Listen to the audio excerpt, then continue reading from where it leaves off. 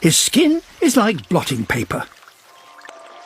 He collects moisture by capillary action, sucking it up along the interconnecting grooves until he glistens all over.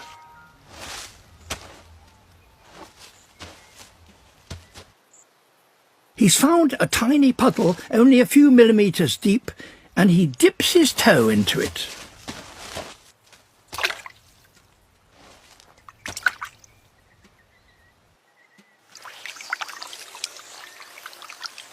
His skin is like blotting paper.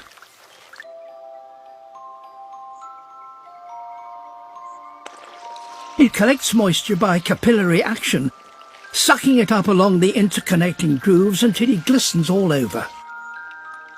When the water reaches his mouth, he can collect it, while still keeping his head up on the lookout for danger.